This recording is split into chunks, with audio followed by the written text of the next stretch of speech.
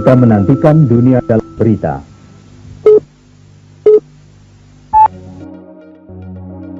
Selamat malam pemirsa. Kali ini kita akan jalan-jalan ke warung lotek yang legendaris di Kota Kembang, Bandung.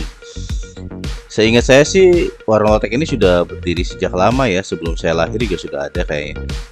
Nah, di sini tidak hanya ada menu lotek saja, tapi banyak juga makanan khas Indonesia seperti nasi timbel dan lain sebagainya ya. Nanti kita lihat. Mari kita coba. Sikat. Ini dia loteknya. Coba. Rasanya begitu kental ya. Bumbunya kental, lebih dominan manis, tapi ada gurih-gurihnya juga. Sayurnya ini saya memilih sayur yang sudah masak. Jadi dia akan rebus dulu sayurnya, bukan direbus ya, dikukus gitu ya. Ada juga yang lotek mentah. Sayurannya belum diapa-apain, masih mentah, hanya dicuci saja. Nah, ini katanya sih di bumbunya itu tidak hanya diberikan kacang saja, tapi kacang tanah saja ya, tapi ada kacang mentenya juga, sehingga rasanya lebih keluar, lebih gurih gitu. Apalagi ditambah dengan kerupuk udang nih, enak sekali. Ini bisa disantap dengan lontong maupun dengan nasi.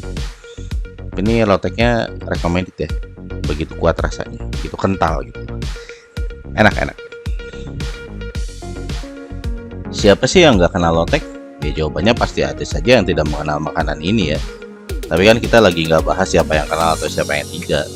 Tapi lotek ini adalah salad khas Sunda yang sudah ada sebelum tren makanan vegetarian muncul di Indonesia. Lotek ini menurut cerita yang beredar dipercaya muncul pada tahun 70-an ketika seorang jurnalis Inggris yang mendapat tugas di Parongpong, Jawa Barat ingin menyantap salad. Namun di daerah tersebut ia tidak menemukan pedagang dan warung makan yang menyediakan salad. Berniat ingin membuatnya sendiri, ia malah menemukan sayur-sayuran khas Indonesia yang tidak biasa digunakan untuk bahan pembuatan salad. Dengan keadaan seperti itu, ya karena kadung ya ingin makan salad, jurnalis tersebut menggunakan bahan seadanya dan membuatnya dengan juga menggunakan alat tradisional seadanya. Yang dalam bahasa Inggris penggunaan peralatan atau teknologi sederhana ini dikenal dengan sebutan low tech, atau ya teknologi rendah ya, tanpa teknologi lah gitu. Karena pelafalan low tech terbilang susah untuk diucapkan oleh masyarakat Sunda, maka low tech tersederhanakan pelafalannya menjadi low tech. Nah, gue yakin sih kalian yang membaca ini baru tahu juga asal-usul nama low tech ini.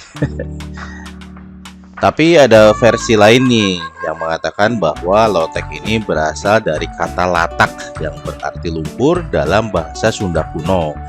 Kenapa demikian? Karena sayur-sayuran ini baik itu matang ya ataupun mentah, kemudian akan disiram dengan bumbu kacang yang kental yang tampilannya seperti lumpur. Ayo, kamu lebih percaya mana nih? Coba komen ya, latak atau lotek sebagai kata asal dari lotek. Menu berikutnya adalah nasi timbel gepuk. Nah, untuk padanannya nasi timbel gepuk ini ada tahu dan tempe goreng beserta jambal. Kemudian ada sayur asem. Sayur asemnya seger, cita rasanya pas, berpadu dengan gepuk yang rasanya juga manis. Tekstur gepuknya sendiri cukup empuk ya, empuk.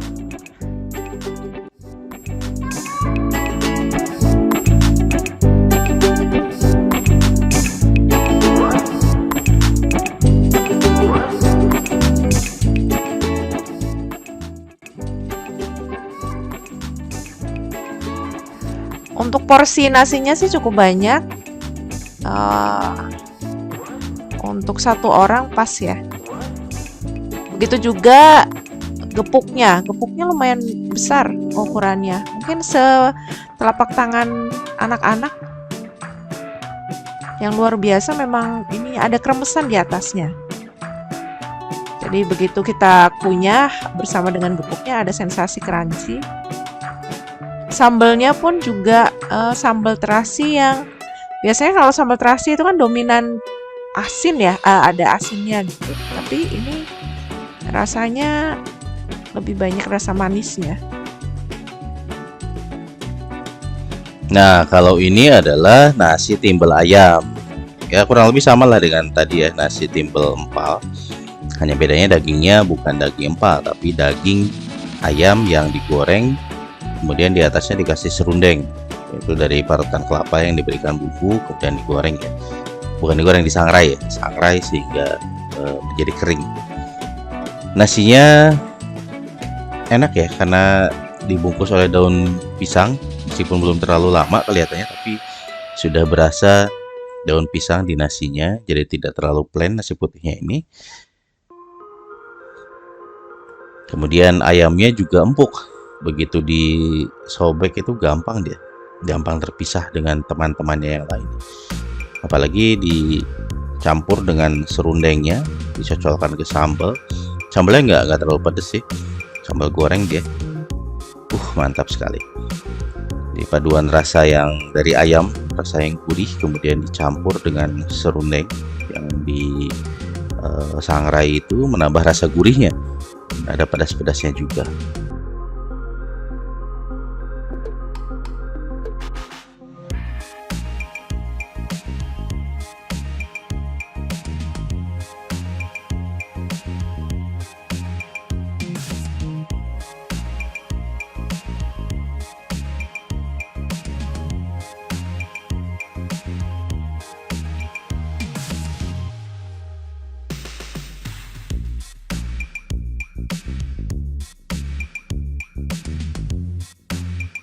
Nah, ini adalah dessert ya. Dessert yang merupakan favorit saya di sini, yaitu pacar Cina.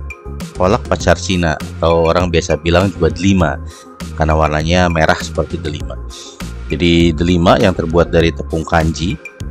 Ada juga sih yang lebih enak, yang tengahnya bengkuang, potongan-potongan bengkuang, kemudian dibungkus dengan tepung kanji. Kalau ini tepung kanji saja, tidak ada bengkuangnya, dan dikasih santan dan gula putih. Enak banget. Ini sesuatu yang baru nih, baru saya coba. Jadi ada kerupuk mie kuning yang di atasnya tuh dikasih bumbu lotek, tapi belum dikasih air, masih kacang gitu ya. Kacang, kemudian dikasih bumbu rujak yang lengket-lengket gitu dari gula merah. Wah, enak juga nih rasanya ya. Jadi kacang ini masih butiran-butiran, ya sudah ditumbuk sih, tapi belum dikasih air. Ditambah bumbu rujaknya tadi yang lengket-lengket itu. Waduh, memberikan sensasi yang baru dalam memakan kerupuk ya. Enak banget, enak. Saya sampai nambah 3 porsi nih, kerupuk kuningnya ini. Luar biasa enak ya. Recommended banget.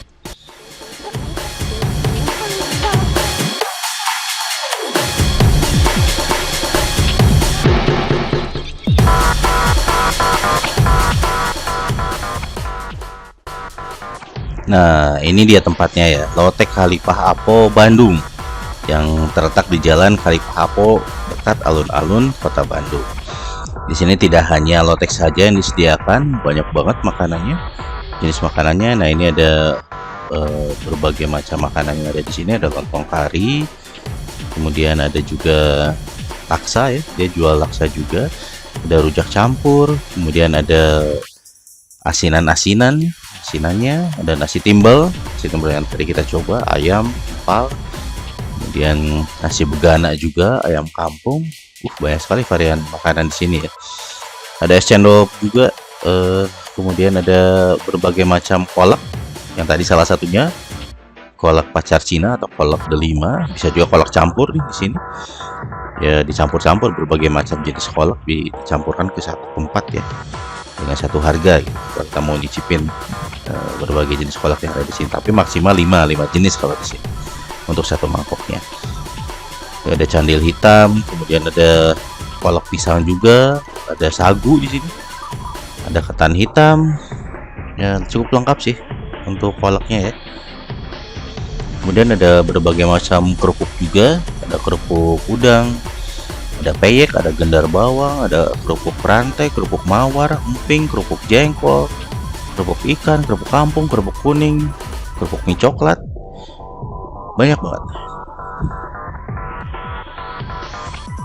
Nah, ini para pelayannya, mbak-mbaknya kebanyakan mbak-mbak sih pakai baju orange.